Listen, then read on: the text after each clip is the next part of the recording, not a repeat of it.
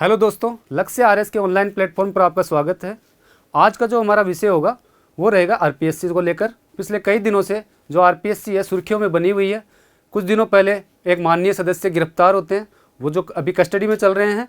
उसके बाद आज की जो न्यूज़ है वो ये है कि जो आरपीएससी के जो अध्यक्ष महोदय हैं उन्होंने मजबूरन सीएम को पत्र लिखकर प्रार्थना की है कि इस आरपीएससी के जो भी सदस्यों के पद खाली हैं उनकी नियुक्ति जल्दी से जल्दी की जाए, ताकि जो लाखों छात्रों का भविष्य अधर-झूल में लटका हुआ है उसकी कुछ राह खुल सके। अदरवाइज़ एक तरफ तो नई नई घोषणाएं हो रही हैं और पहले वाली भर्तियां पहले से कितनी अटकी हुई पड़ी हैं।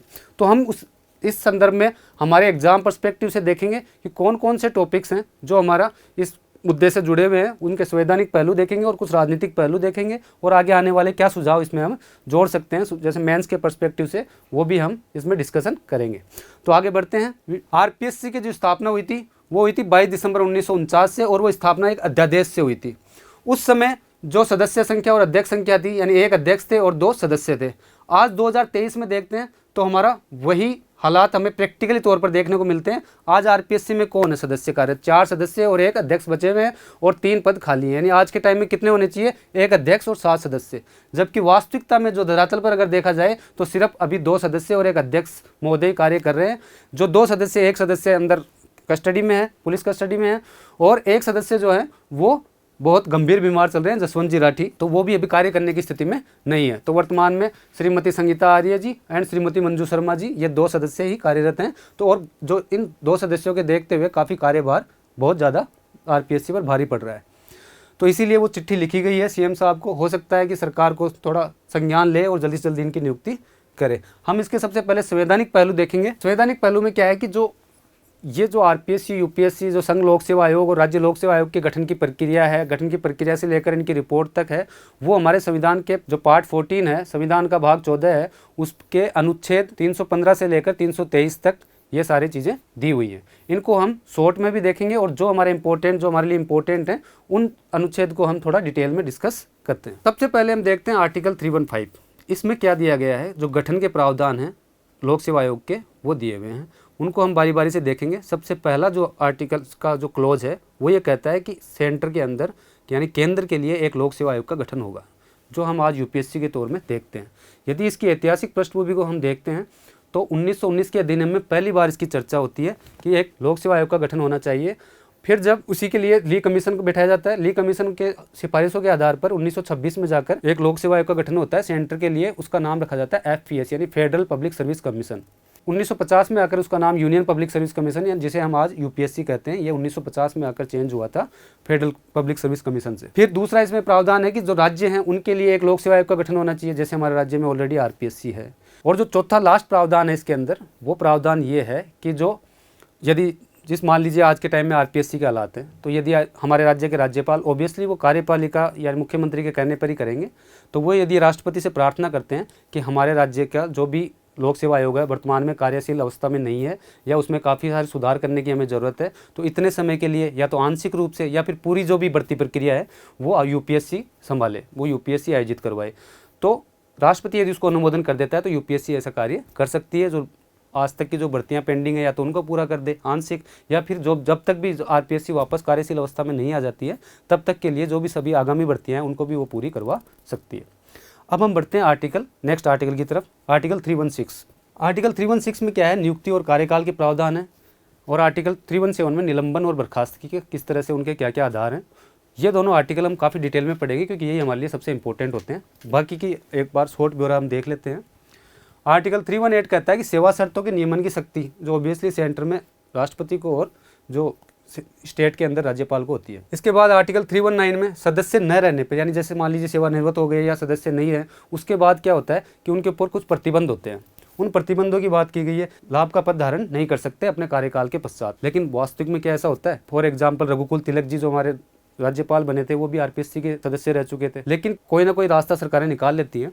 फिर हम बात करते हैं, लेकिन जो हमारे संविधान में लिखा हुआ वो हमें पता होना चाहिए। कोई भी लाभ के पद पर वो ये किस में लिखा हुआ है कि दोबारा सदस्य के उसके ऊपर प्रतिबंध है कि वो लाभ का पद ज्वाइन नहीं कर सकता, ये लिखा हुआ है आर्टिकल 319 में। इसके बाद हम आर्टिकल 320 की बात करते हैं। 320 अनुच्छेद वो ये कहता है कि जो भी जो ये लोक सेवा आयोग के कर्तव्य हैं, कर्तव्य मतलब जो भी इनका कार्य करने हैं उनका ब्यौरा इसमें दिया गया है, साफ साफ संविधान में लिखा गया है। वो जो समय समय पर उसमें संशोधन होता रहता है। अनुच्छेद 321 है, वो ये कहता है कि संसद चाहे तो इन कार्यों को बढ़ा सकती है। 321 ये कहता है कि, फिर हम देखते हैं 322 में क्या है कि व्यय, जो भी खर्चे हैं, वेतन, पेंशन के, आरपीएससी अध्यक्ष सदस्यों के, यूपीएससी अध्यक्ष सदस्यों के, या कोई भी जॉइंट लोक सेवा आयोग के, उनका सभी का वो किस पर भारित होंगी, वो संचित निधि पर, यानी कॉन्सोलिडेटेड फंड ऑफ इंडिया पर होगी सेंटर की, और जो राज्य की होंगी वो राज्य की संचित निधि पर भारित होंगे। इसके बाद आता है 323 लास्ट में, जो इससे रिलेटेड है, वो लास्ट अनुच्छेद है। इसमें क्या होता है कि जो भी वार्षिक प्रतिवेदन, जो भी ये लोक सेवा आयोग हैं, चाहे सेंटर हो चाहे स्टेट हो, ये दोनों लोक सेवा आयोग क्या करेंगे, जो ऐसे आरपीएससी का अगर उदाहरण लेते हैं तो वो राज्यपाल को अपनी रिपोर्ट सौंपेगी, और यदि सेंटर की बात करें तो वो राष्ट्रपति को यूपीएससी अपनी वार्षिक रिपोर्ट देता है।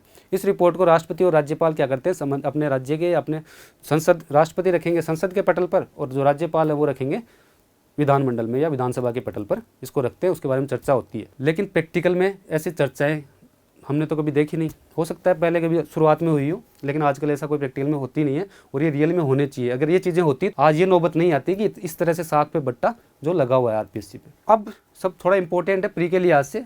आर्टिकल 323 में एक क्लोज जोड़ा गया है अलग से, कै नाम से अनुच्छेद में जोड़ा गया है, जो 42 में संशोधन हुआ था 1976 में, उसमें जोड़ा गया। उस समय तक क्या हालात हो चुके थे कि जो भी इनके आपसी विवाद होते थे लोक सेवकों के, वो विवाद न्यायालय में जाते थे। न्यायालय पे पहले से अतिरिक्त भार है, उस भार को कम करने के लिए क्या किया गया, संविधान में ये क्लोज जोड़ा गया। इसमें ये कहा गया संशोधन में कि जो प्रत्येक सेंटर के लिए और प्रत्येक राज्य के लिए क्या होगा, जो भी लोक सेवक होंगे उनके लिए एक सिविल सेवा प्राधिकरण का गठन किया जाएगा। तो हमारे राजस्थान में भी ऑलरेडी राजस्थान सिविल सेवा प्राधिकरण इसी तरह काम कर रहा है। अब हम जो हमारे मेन आर्टिकल है उन पे बढ़ते हैं और उनको डिस्कस करने की कोशिश करते हैं डिटेल में। आर्टिकल 316 क्या कहता है कि सबसे पहले बात कर ले नियुक्ति और कार्यकाल की प्रावधान है। तो कार्यकाल देख लेते हैं। कार्यकाल में क्या होता है कि 6 वर्ष और 65 वर्ष का मतलब आप समझ रहे हैं कि जो 6 वर्ष तक का या तो कंटिन्यू कार्यकाल पूरा हो जाए या फिर उनकी उम्र 65 साल हो जाए। जो भी इन दोनों में से पहले होगी वही मान्य होगी, उसके आधार पर वो उसके बाद कार्यरत नहीं रह सकते हैं। स्टेट की बात करें, राज्य लोक सेवा आयोग की या आरपीएससी की बात करें राजस्थान की, तो 6 वर्ष तो वो सेम है कार्यकाल तो, और जो उम्र है वो होगी यहाँ पे 62 साल, यानी 3 साल की उसमें एक्सटेंशन मिल जाता है सेंटर में।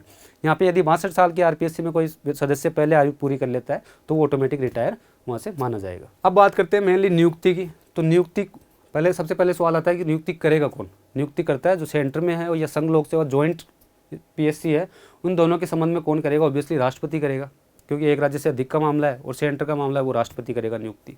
स्टेट के मामले में कौन करेगा, राज्यपाल। नियुक्ति का पावर किसको होता है, राज्यपाल को। ऑब्वियसली वो कार्यपालिका या जो सीएम है उनकी अनुशंसा पर करते हैं, लेकिन करेगा जो भी नियुक्ति का किसका, जो भी सवाल आए नियुक्ति कौन करता है, तो नियुक्ति का राज्य में राज्यपाल और सेंटर में राष्ट्रपति। नियुक्ति के आधारों की यदि बात की जाए तो क्या संविधान में नियुक्ति के आधार की कोई चर्चा की गई है? इसका जवाब है नो। किसी भी तरह का कोई भी आधार की चर्चा नियुक्ति की संविधान में नहीं की गई है। यदि काश ये की गई होती तो आज जो हमें देखने को या खबरें मिल रही हैं, ऐसी खबरें शायद ही हमें सुनने को मिलती। तो क्या दिया हुआ संविधान में? संविधान में एक शर्त दी हुई है। वो शर्त ये है, जो भी आप लोक सेवा आयोग के सदस्यों का चुनाव करते हो जब भी, उस समय आपको ये देखना है कि एज नियरली एज में भी, इसके हिंदी में कई मायने हैं, कई अर्थ हैं, लेकिन हम सिर्फ सारांश समझने की कोशिश करेंगे। यथासंभव निकटतम, यानी जहाँ तक संभव हो लगभग आधे सदस्य ऐसे होने चाहिए जिन्होंने केंद्र या राज्य सरकार के अधीन 10 साल तक कोई पद धारण किया हो। प्रैक्टिकल बात करें तो शायद आरपीएससी में आज तक के इतिहास में ऐसा कभी नहीं हुआ है कि जैसे मान लो जितने भी सदस्य संख्या रही होगी तो उनके आधे सदस्य इस तरह का अनुभव रखते हो, और आज भी नहीं है। तो का मतलब सिर्फ ये है कि निकटतम होने चाहिए, यानी आसपास के, यानी क्लियर कट ऐसा कुछ नहीं दिया हुआ है कि आधे सदस्य ही हों। फिर इसके बाद बात करते हैं त्याग पत्र की। कोई सदस्य त्याग पत्र देना चाहे तो वो किसको देगा? त्याग पत्र किसको देगा? राज्य के मामले में राज्यपाल को, और संघ लोक सेवा आयोग और सेंटर के मामले में यूपीएससी के मामले में सदस्य अध्यक्ष अपना त्याग पत्र देना चाहे तो वो देगा राष्ट्रपति को। बस इतना ही हमें याद रखना है। दूसरा इसमें इंपॉर्टेंट ये है कि त्याग पत्र आर्टिकल 316 के अंदर ही है, ये थोड़ा सा ध्यान रखना होता है क्योंकि हम 317 में और इसमें कन्फ्यूजन हो जाता है हमें। आर्टिकल 316 में एक चीज़ और लिखी हुई है, वो ये है कि पदावधि समाप्ति के पश्चात पुनर्नियुक्ति का पात्र नहीं है। पदावधि की समाप्ति के पश्चात पुनर्नियुक्ति का पात्र नहीं है, इसका मतलब ये है कि वो उस पद पर दोबारा नहीं रह सकता। जिस तरह से अमेरिका में या इंडिया में राष्ट्रपति बार बार बन सकता है, प्रधानमंत्री बार बार बन सकता है। तो उसका एग्जांपल से मैं समझाने की थोड़ी कोशिश करूंगा ताकि कोई कन्फ्यूजन ना रहे तुम्हें। कि जैसे मान लीजिए हम आरपीएससी को लेकर चलते हैं, स्टेट पीएससी मान लो या आरपीएससी को लेकर, इसमें होते हैं एक सदस्य एक अध्यक्ष। तो सदस्य जो हैं आरपीएससी के वो सदस्य दोबारा एक बार यदि 6 साल पूरी कर ली और उम्र अब उनकी बची हुई है, उम्र ही नहीं बची हुई है तो फिर तो कोई ऑप्शन नहीं है। यदि उनकी उम्र शेष है, 6 साल का कार्यकाल पूरा हो गया, तो दोबारा वो पुनः इस पर सदस्य नहीं रह सकते, ना यहाँ ना किसी अन्य राज्य के लोक सेवा आयोग में। तो फिर उनके लिए क्या ऑप्शन है? उनके लिए पहला ऑप्शन है कि वो अध्यक्ष बन सकते हैं। क्या बन सकते हैं? यदि उनकी उम्र शेष है तो वो सदस्य आरपीएससी में अध्यक्ष बन सकता है और बनते भी आए हैं। उसकी कहानी भी हम डिस्कस करेंगे। दूसरा ऑप्शन क्या होता है कि ये सदस्य यूपीएससी कार्यालय में ज्वाइन कर सकता है एज ए सदस्य या अध्यक्ष, यूपीएससी में जा सकते हैं। अब बात करते हैं आरपीएससी या स्टेट पीएससी के अध्यक्ष की। उनके पास क्या ऑप्शन है? दोबारा अध्यक्ष बन नहीं सकते, सदस्य बन नहीं सकते, नीचे तो जा ही नहीं सकता ना कोई। तो वो क्या कर सकते हैं? वो यूपीएससी में एंटर कर सकते हैं एज ए सदस्य या एज ए अध्यक्ष। अब यूपीएससी की बात करें तो यूपीएससी का सदस्य है, उसके पास सिर्फ एक ही ऑप्शन है, अध्यक्ष बन सकता है वो। और जो यूपीएससी के अध्यक्ष हैं उनके पास कोई ऑप्शन नहीं है, उन्हें जाना ही होगा कार्यकाल पूरा होने पे। ये थी कहानी 316 की आर्टिकल की। अब हम पढ़ते हैं नेक्स्ट। अच्छा, मैं एक एग्जांपल दे देता हूँ आपको कि जैसे जो ऐसी कोई सदस्य है राजस्थान के, जो फैक्ट है उसका जो इम्पोर्टेंट फैक्ट है जो आज तक पूछा नहीं गया है लेकिन शायद आ सकता है आने वाले समय में पूछा जा सके, वो फैक्ट ये है कि राजस्थान आरपीएससी के सदस्य रहे हों और यूपीएससी के भी सदस्य रहे हों। इसका एग्जांपल है कांता कथुरिया और प्रकाशवती शर्मा। ये हमारे आरपीएससी के सदस्य भी रही हुई हैं और यूपीएससी में भी ये सदस्य बतौर सदस्य रही हुई हैं। आज तक आरपीएससी का कोई सदस्य अध्यक्ष तो अभी तक कोई नहीं बन पाया है यूपीएससी में। तो ये एक थोड़ा फैक्ट है, तो इसे याद रखना। अब है हमारा आर्टिकल 317 क्या कहता है कि जो भी नियुक्त सदस्य अध्यक्ष हैं उनको किस प्रकार से हटाया जा सकता है या उनको किस प्रकार से बर्खास्त किया जा सकता है, यानी रिमूवल और सस्पेंशन की ये बात करता है। तो सबसे पहले हम रिमूवल की कहानी देखते हैं कि रिमूवल होने के क्या क्या प्रोसेस हैं। तो रिमूव यानी हटाने के। अब बात करें सेंटर में तो ऑब्वियसली बात है कि राष्ट्रपति हटा सकता है, ये तो हम आराम से समझ जाते हैं। लेकिन क्वेश्चन यहाँ आता है कि क्या राज्य लोक सेवा आयोग के संबंध में रिमूवल या हटाने के संबंधित कोई राज्यपाल को कोई अधिकार है? इसका जवाब है नो। राज्यपाल को हटाने के संबंध में कोई अधिकार नहीं है। ऐसा क्लोज क्यों रखा गया? ये प्रावधान इसलिए रखा गया कि मान लीजिए कोई राज्यपाल साहब हैं, उन्होंने नियुक्ति कर दी। नियुक्ति तो ऑब्वियसली बात है कि सीएम ने कहा होगा या जो कार्यपालिका की अनुशंसा के बाद ही की है। उसके बाद यदि कोई भी, जैसे मान लीजिए संसद का सदस्य या सरकार का जो सदस्य है, मंत्री है, कोई सीएम है या राज्यपाल खुद है, वो कहने कि भाई 2 हैं हमारे, बना दो आरएस। तो ऐसी कंडीशन में क्या होगा? यदि उन्हें हटाने का अधिकार उनको ही होता, राज्यपाल को या फिर जो भी सीएम साहब या कार्यपालिका है उनको होता, तो उनके भय रहता। उस भय से वो क्या पता है, हो सकता है कि एक बार को इस करप्शन के जाल में फंस जाते। लेकिन जब उनको हटाने का कोई पावर ही नहीं होगा तो वो सदस्य एक बार को उसके लिए एथिकल हो सकता है, आसानी से कह सकेगा कि मैं ऐसा काम नहीं करूँगा। इसलिए ये क्लोज रखा गया है कि राज्य नियुक्त कर सकता है राज्यपाल, लेकिन हटाने का अधिकार सिर्फ और सिर्फ राष्ट्रपति को है। अब बात करते हैं कि इनके आधार क्या है रिमूवल के। तो रिमूवल के जो, अगर हम बड़े सस्पेंशन में देखें तो 2 तरह के रिमूवल के आधार हैं। एक है मिसबिहेवियर और एक दूसरा है वो है डिस्क्वालिफिकेशन। किस तरह से? ऑटोमेटिक, यानी ऑटोमेटिक का मतलब अपने आप नहीं होता है वो। उसका मतलब यहाँ पे ये है कि अगर ये आधार होते हैं, राष्ट्रपति बिना किसी बाधा के उन्हें हटाने का आदेश जारी कर सकता है। अच्छा, रिमूवल का फिर तरीका क्या है? रिमूवल कौन कर सकता है? राष्ट्रपति कर सकता है सिर्फ और सिर्फ। तो राष्ट्रपति कैसे करेगा? आदेश देकर। आदेश कैसे देगा? सीधा आदेश नहीं जारी कर सकता। वो क्या करेगा? सबसे पहले बात करेगा, यदि वो मिसबिहेवियर का उस पर आरोप है, मिसबिहेवियर का मतलब है कदाचार के उस पर आरोप है, तो उन कदाचार के आरोपों के लिए की जांच के लिए वो सुप्रीम कोर्ट को बोलेगा। सुप्रीम कोर्ट को अनुसार करेगा। उस सुप्रीम कोर्ट क्या करेगा? आर्टिकल 145 के अंदर जो भी प्रोसेस दी हुई है, जो नियम बनाए हुए हैं, उनके आधार पर इसकी पूरी प्रक्रिया की जांच करेगा इन आरोपों की, और जांच के बाद में राष्ट्रपति को अनुशंसा करेगा कि हाँ ये कदाचार के दोषी हैं या नहीं है। यदि हैं तो राष्ट्रपति उन्हें तुरंत हटाने का आदेश जारी करना ही पड़ेगा राष्ट्रपति को, और यदि नहीं है तो ऐसी कोई ये प्रोसेस होगी नहीं। तो रिमूवल का जो आधार है मिसबिहेवियर, उस मिसबिहेवियर को यदि हम समझना चाहें तो उसमें क्या है कि ये 2 टाइप से जो संविधान में दिया गया है उसमें यह है कि एक तो जो होगा, यदि मिसबिहेवियर का आरोप लगता है तो वो राष्ट्रपति जाँच के लिए सुप्रीम कोर्ट को बोल देगा। दूसरा है कि यदि संविदा में किसी भी प्रकार की गवर्नमेंट की कोई भी संविदा कॉन्ट्रैक्ट होता है, कोई समझौता करती है गवर्नमेंट किसी प्राइवेट कंपनी से या किसी भी कंपनी से, तो उसमें क्या होता है कि यदि जो यूपीएससी या आरपीएससी का सदस्य या अध्यक्ष यदि उसमें संलिप्त पाया जाए, यानी उस समझौते में किसी भी तरीके से उसका कोई हित जुड़ा हुआ है या किसी भी तरह का लाभ का हिस्सेदार है, ऐसा साबित होता है, तो उसे भी मिसबिहेवियर के अंतर्गत ही माना जाएगा। फिर जो रिमूवल के दूसरे आधार हैं डिस्क्वालिफिकेशन के, उनमें संविधान में स्पष्ट दिया हुआ है अलग अलग। उसके कुछ जो आधार हैं वो 3 आधार हैं। एक, यदि दिवालियापन घोषित हो जाए, यदि कोई भी यूपीएससी या आरपीएससी का सदस्य या अध्यक्ष दिवालिया घोषित हो जाए। दिवालिया घोषित करेगा कौन? आप और मैं तो कर नहीं सकते। तो दिवालिया घोषित करता कौन है? न्यायालय करता है, चाहे कोई भी न्यायालय हो, चाहे वो सुप्रीम कोर्ट हो, चाहे हाई कोर्ट हो, चाहे डिस्ट्रिक्ट कोर्ट हो। यदि उसको दिवालिया घोषित कर दिया तो वो ऑटोमेटिक फिर राष्ट्रपति उसको फिर बिना उस प्रोसेस के सीधे आदेश जारी कर सकता है कि इनको इस पर पद पर रहने का कोई अधिकार नहीं है। दूसरा है शारीरिक या मानसिक शैथिल्य। ये अक्षमता नहीं है, शैथिल्य है, इन्फर्मिटी। केवल राष्ट्रपति को ऐसा लगता है, उनके ओपिनियन में, उनके विचारों में यदि उनको ऐसा लगता है कि ये बंदा अभी सदस्य या अध्यक्ष के तौर पर काम करने में शारीरिक रूप से असमर्थ है या फिर मानसिक रूप से असमर्थ है, तो वो सीधे आदेश जारी करके उन्हें हटा सकते हैं। तीसरा, संवैतनिक नियोजन। उनको जिस पद पर वो कार्य कर रहा है सदस्य या अध्यक्ष के रूप में, उसके उस पद पर रहते हुए कोई भी जो लाभ का जो लीगल अधिकारी है, यानी वेतन का, पेंशन का या किसी भी तरह के अन्य खर्चों का, तो वो उसके अलावा यदि किसी और प्रकार का वेतन लेते हुए संलिप्त पाया जाता है, किसी और जगह से वेतन उठाता है, वेतन का मतलब किसी भी तरह का पेमेंट लेता है, पैसा लेता है, तो वो उस आधार यदि वो सिद्ध हो जाते हैं वो भी, तो उस आधार पर भी राष्ट्रपति सीधे आदेश जारी करके उन्हें हटा सकता है। अभी वर्तमान में यदि आरपीसी से जो सदस्य गिरफ्तार हुए हैं उनके संदर्भ में देखा जाए तो यहाँ पर ये आरोप लगे हुए हैं, ये आरोप प्रूव हो जाते हैं, तो एक तरीका ये भी है कि राष्ट्रपति सीधे उनको, यदि पहले लेकिन हमारी सरकार को अपील करनी होगी, उनसे प्रार्थना करनी होगी और उन आरोपों को शो करना होगा। तो यदि वो इसके तहत आते हैं तो वो सीधा आदेश जारी कर सकते हैं, और यदि वो मिसबिहेवियर के अंदर में आएगा तो फिर सुप्रीम कोर्ट उनकी जाँच करेगा, और उस जाँच में कितना समय लग सकता है वो आप सबको थोड़ा आइडिया हो गया होगा। तो ये था 317, ये था रिमूवल का। अब हम देखेंगे सस्पेंशन का। तो सस्पेंशन के लिए कौन, इसके लिए मतलब किसके हाथ में पावर है सस्पेंड करने की? सेंटर की बात करें और राज्य लोक सेवा आयोग की बात करें तो सेंटर में या जॉइंट के अंदर जो भी होगा वो सब राष्ट्रपति करेगा। लेकिन राज्य लोक सेवा आयोग के संदर्भ में क्या राज्यपाल को कोई पावर है सस्पेंड करने की? बिल्कुल है, लेकिन उसके लिए एक शर्त है। ये स्पष्ट नहीं है, इसीलिए जब 2012-13 में जो आरपीएससी पूर्व अध्यक्ष थे अभिबा गोरान, उस समय गृह मंत्री थे गुलाब चंद कटारिया जी, उन्होंने भी यही जवाब दिया था कि ये संवैधानिक प्रोसेस है, हम सीधा उनको किसी भी तरह की कार्रवाई करने में असमर्थ हैं। तो उसी संदर्भ में हम बात करते हैं कि राज्यपाल को क्या सस्पेंड कर सकता है? जो लिखा हुआ आता है मोस्टली हम देखते हैं कि वो सस्पेंड कर सकता है, बट उसका एक शर्त है। वो शर्त ये है कि उसमें लिखा गया है कि जांच के